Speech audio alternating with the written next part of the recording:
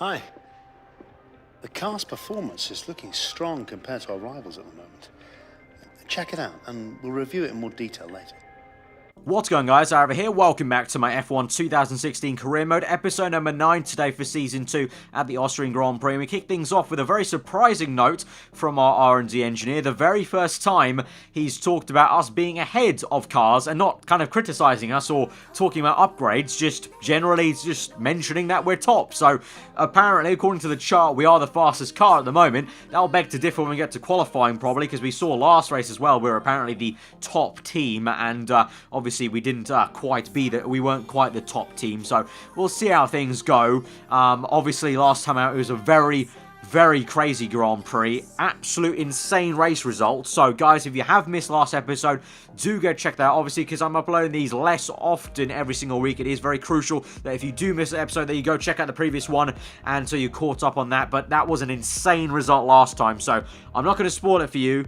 Just know that the race winner was well, just go check it out. Go check it out. But we move on here to Austria, doing the practice program once more to try and get R&D points, because if we do well enough in the practice and the qualifying, we could get a new upgrade for the very next race, which I believe is the British Grand Prix. I can't quite remember off the top of my head what the calendar's like, but if we get enough points in practice and qualifying, we could be able to get a brand new upgrade just before that next Grand Prix. So we went out there, did the track climatization, tyre wear test, and all that good stuff, and we had moments for a little spin, the usual spin we have in practice there, but we got all the points we could in practice, unlike Baku. And then we got greeted by our PR manager, who gave us our brand new rival, and for the first time, it is going to be Nico Rosberg. Obviously, that's quite crucial because he is our title rival at the moment. He is in first, he's in second place actually. We're in first place. That's a little bit of a spoiler for what happened last episode, but it's your own fault if you haven't clicked off yet and gone to see that. But obviously, he's our main title rival, along with Daniel Ricciardo, I feel, and Lewis Hamilton. I think it's kind of a four-way battle, I think, at the moment. But obviously quite crucial that he's our rival now, so it gives us a good kind of one-on-one comparison with our nearest competitor. But anyway, we're in qualifying at the moment. Set our first lap, kind of like we've done all season. We set a slower lap on the first flying lap. And as we move on to the end of qualifying, you can see, hopefully, visually, a stark difference between conditions. Kind of weird. In 15 minutes, the session went from nice and sunny to completely clouded over, looking like it's about to rain. So that actually helped our car strangely. The colder conditions suited the Ultra Softs, and we bang in a time that gets us up to third place there, just behind the two Red Bull cars, who are looking pretty damn neat. And it's a 1-2 for Red Bull Racing here, what is technically their home Grand Prix, because they are an Austrian drinks company. It's the Austrian Grand Prix, so technically their home Grand Prix, even though obviously they're based in Milton Keynes in the UK. But a 1-2 for Red Bull Racing, but we get there in third, the best position we could probably hope for there, as the Red Bulls look pretty damn good. But just as I said, the the chart doesn't exactly look the most accurate there, as Red Bull clearly look the faster car than the Mclaren there. But we will also beat Hamilton and Rosberg. Rosberg had a really poor qualifying there, so we need to hope that we can get a good race on him and that he has a poor race. He doesn't kind of catch up to us. But yeah, I don't know what went on there, really. Both Mercedes not performing too well. Hamilton behind me, and then Rosberg really down the order. But we were looking at the upgrades here. I was debating which one to go for, but in the end, it had to be the chassis weight. So we're now on 4 out of 5 for the chassis weight, downforce, and drag upgrade. Still got that fourth engine one that I'll try and do next. But looking good for the Austrian Grand Prix, right behind the Red Bulls. Let's go to the grid for the race.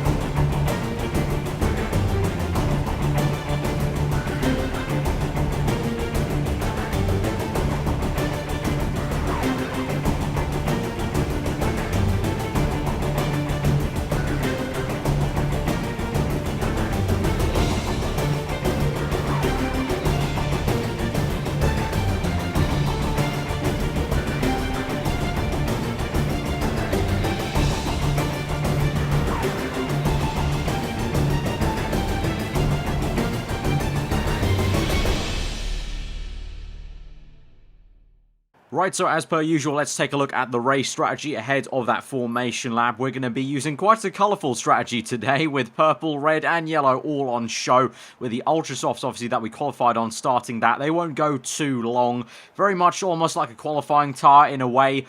We won't be on them for probably, you know, more than 5 laps at a push, I'm guessing. And then the super soft tyres and then the softs to the end, hopefully. And that will see us on a pretty good 2-stop here. It's going to be difficult, though. I think these 2 Red Bull cars are going to be very, very quick in today's race. We'll have to see how it goes. But we need to take kind of, you know, this opportunity that we've got right here with the 2 Mercedes, especially Rosberg not doing too well in qualifying. We need to take this opportunity and really use it today. And this could be quite an important race down the line. You just never know in the championship.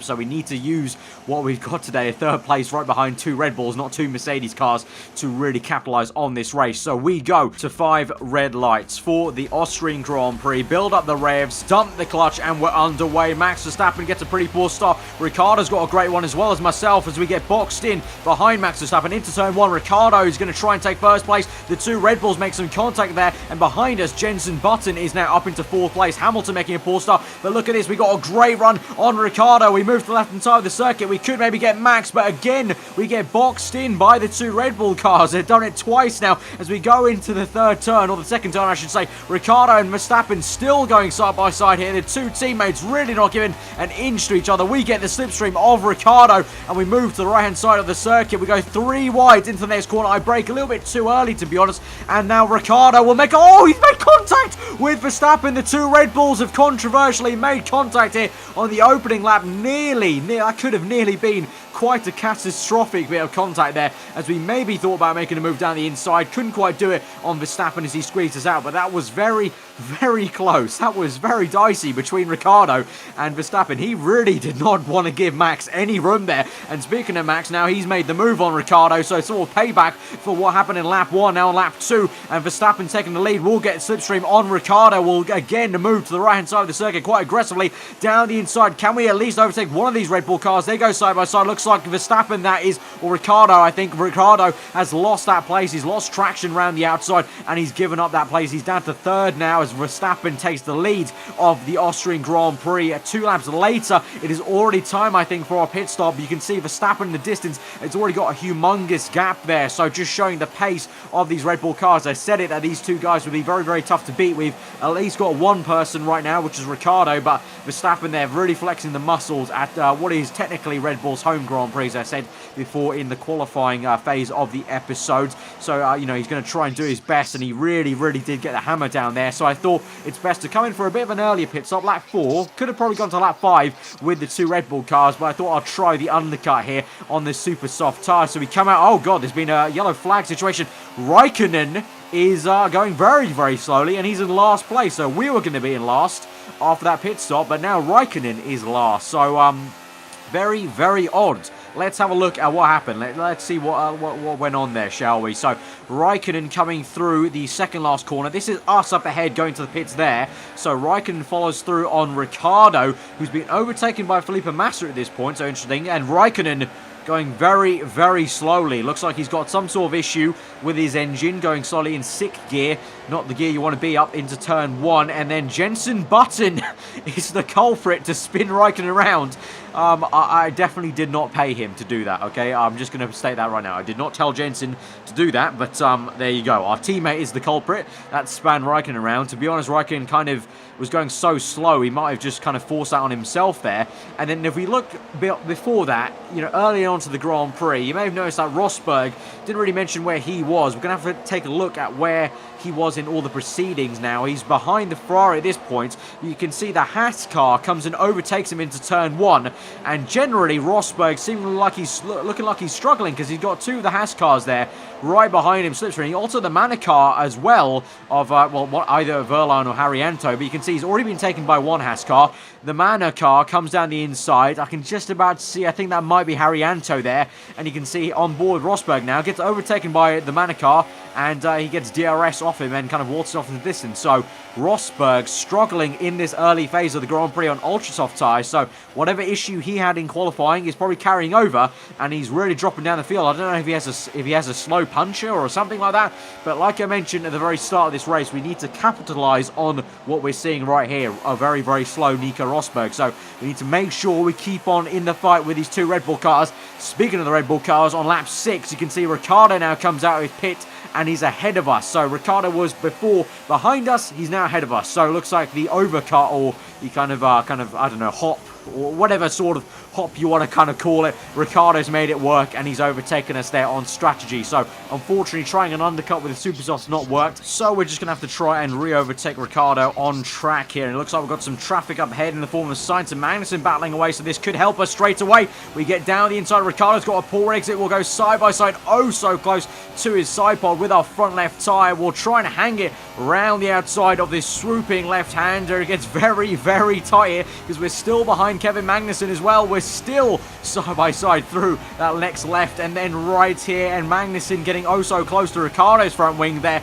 and Ricciardo looks like he's getting away from us a little bit, but Rosberg up ahead is going very slowly. That'll allow us to get a bit ahead as Rosberg enters the pit, so it's all getting very close for comfort. We lock up on the right tyre and we're still side by side with Daniel Ricciardo, so much so we're slowing each other down to the point where Hamilton has closed up on us right behind us. He'll actually try and overtake us. We'll make a diving move down the inside and Ricciardo will still manage to keep it on the left-hand side there. Looks like we'll just about get it on traction, but we are pretty much side by side for what was nearly an entire lap, 3/4 of a lap at least. And now up ahead you can see these four cars battling away. They all kind of tangle up against each other. We'll go down the inside of all three of them and we'll make a triple overtake in one swift right-hander. That was absolutely awesome. We took out Massa, we got Kvyat and Magnussen all in one corner. Just a tight little apex there, and now we've overtaken the Sauber as well of Nasser, I think that was, down the inside of the very next turn on that back straight, and we're up into 11th place. So 4 moves in quick succession, but that 3-man overtake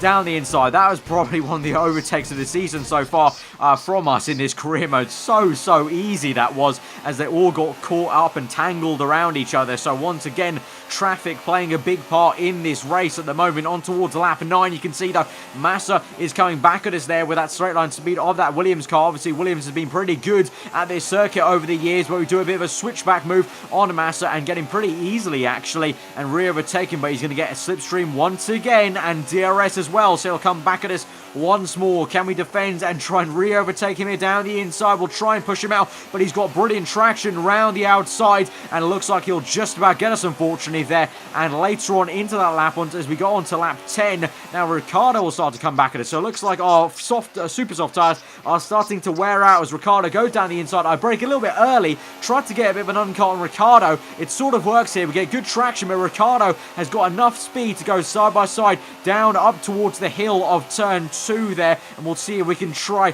and keep this place. But at the moment we're not faring too well on these super softs at the moment, as they're starting to wear out after a couple of laps of being on them. Obviously we hit quite early, lap 4, so this is our about 6th lap we've been on these tyres. But there you can see on this nice little camera shot here, just about ahead of Ricciardo, but he'll come back at us with slipstream and DRS down the inside. We'll again try the switchback, but it just really doesn't work there, and Ricciardo gets us. So unfortunately we have to wait until lap 11, and you know, Ricciardo looked to be getting away from us until him and Massa hit these two slower cars up ahead of us. I can't tell who they are, but they're getting held up quite a bit, and so me and Hamilton have caught up back to Ricciardo and Massa as they go really slow through this section here. I think it's the two Force Indias leading this train at the moment, obviously not wanting to give each other too much room, obviously being teammates, and Massa will go for a move down the inside. Ricciardo will try and follow him through as we go into turn 1, looking behind us as well at Hamilton, who is just there on soft tyres, but it looks like Ricciardo goes slowly, Massa goes slowly, and look at that! Oh, the two Force Indias really slow Ricciardo and Massa down,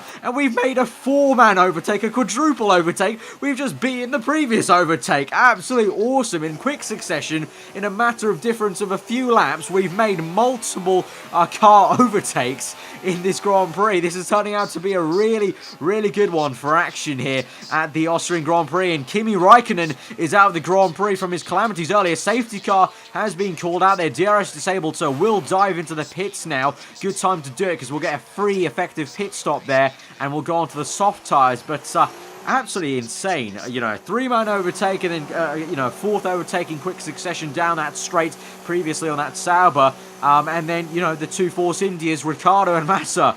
absolutely bonkers, just crazy. I could not believe my luck there of the two Force Indians just kind of equally holding up Massa and Ricciardo. Massa getting a bit of a tank slapper there on the exit of turn 1, and I just nipped down the inside, kept it really tight, got good traction, and there you go. Very, very easy move for, 4 overtakes, 4 places there, so awesome stuff. But we come out in the safety car queue in P12, behind Pascal Wehrlein, looks like. So I haven't seen too much of the Manacars.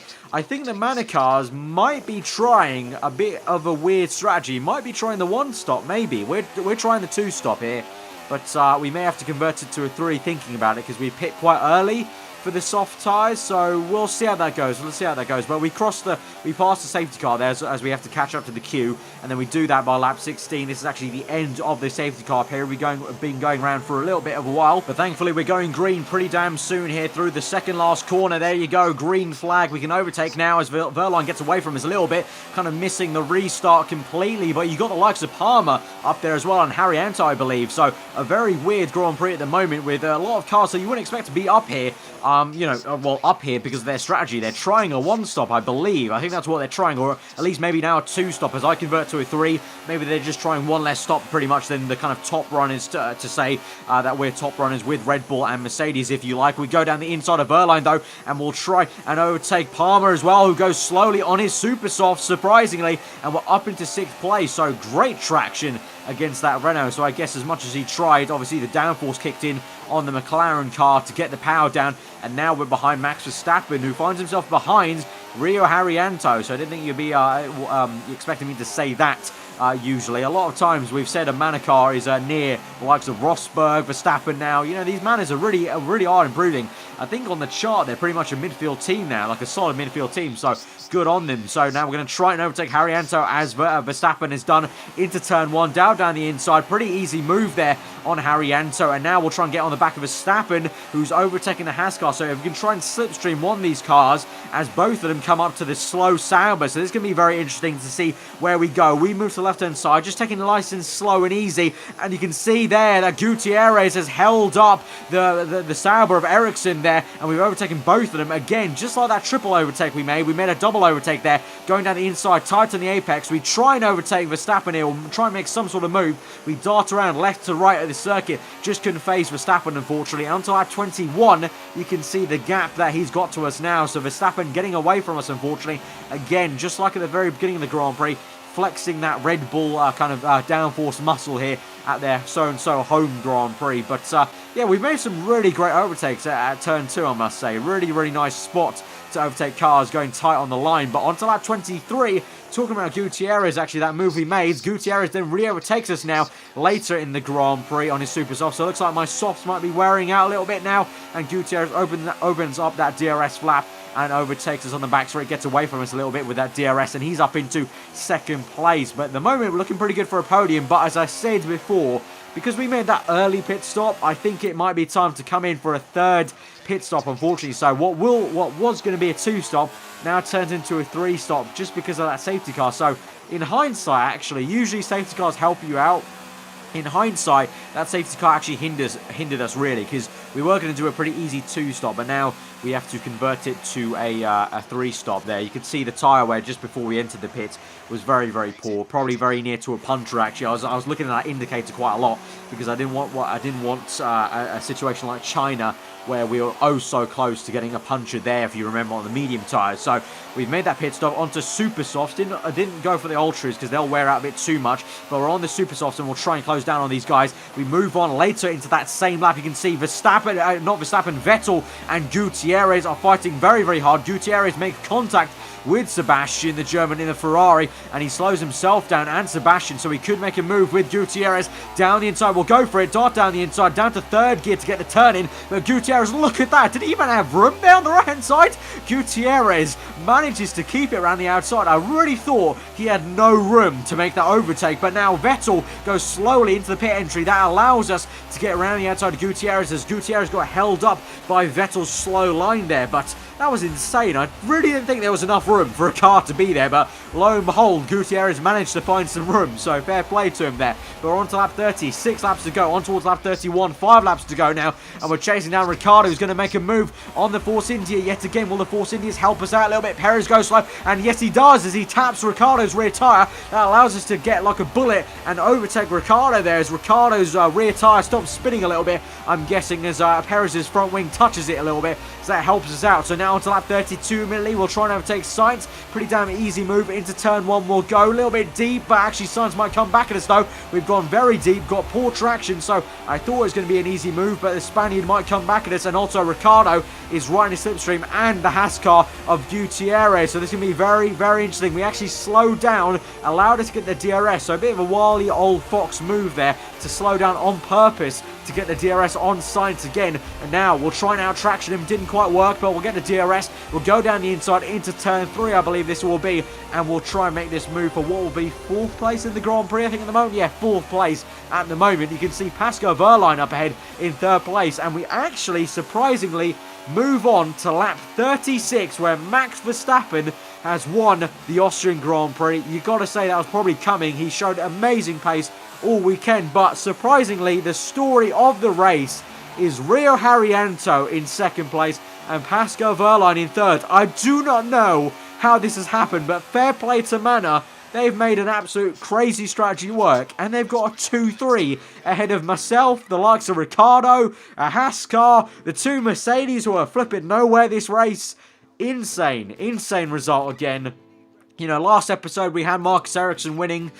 This again, obviously not a crazy race winner, but still 2 Manor cars on the podium. Absolutely insane. Well done to Manor. That's very, very awesome for them. A 2-3 here, and so, you know, a fitting place, because remember, Wehrlein got points here at Austria in real life, so kind of a fitting place for Manor to score their first podium of the season. So absolutely amazing work for them, and Verstappen wins. We come home in 4th. You can see Rosberg has not scored any points. So as I said at the beginning of the Grand Prix, let's capitalise on this and, you know, make sure we're going to use this opportunity well to the fact that Rosberg's doing poorly in this Grand Prix, and we've completely done that today and got a whole lot of points. That will be a full 12 points on Nico Rosberg, so we've really done ourselves well there today, and yeah, completely exactly what we wanted. Obviously, could have got more points, but, you know, things just didn't go our way with the safety car, and to be honest, it's a good feel story to see Manor be up there in the podium. But we do extend our lead in the championship, obviously, now due to Rosberg's non-scoring, and Hamilton stays in 3rd. Verstappen will climb the order a little bit, and Ricciardo will move down. Raikkonen moves down, and Carlos Sainz climbs up as well, as he moves ahead of my teammate Button, actually, unfortunately. So that's good work for the Spaniard in the Toro Rosso. And the constructors, we're still in 2nd. It's going to take a while to actually catch up to the Mercedes at this rate, because Button is not pretty much pulling his weight here in the team, and really, if both of us are scoring highly while Mercedes flounder, then that's the kind of best way we can get it. Unfortunately, at the moment, it's just me up there, so it's going to be a bit of a slower kind of progress to kind of overtake them, the constructors, but nonetheless, we're trying our best here, and for now, we're doing a pretty good job in the Driver Championship. So, guys, if you have enjoyed that episode, smash that like button. A pretty awesome Grand Prix, actually. Some really, really awesome moves there, especially at turn 2. Some lovely, lovely moves there. You know, 4-man overtake, 3-man overtake. So, hit that like button. It'd be absolutely awesome if you could try and match the support we had at the previous 3 episodes. You guys have been smashing it, like over at least 2,000 likes on the last 3 episodes. It'd be crazy if we could try and match that again for the Austrian Grand Prix. We've been on a bit of a run of pretty awesome Grand Prix as well, so I hope you can leave a like for that. Let me know what you thought in the comments below. If you're around to do subscribe for weekly Formula 1 content. I've been aarava. Hope you enjoy the rest of your day, and I'll see you guys next time.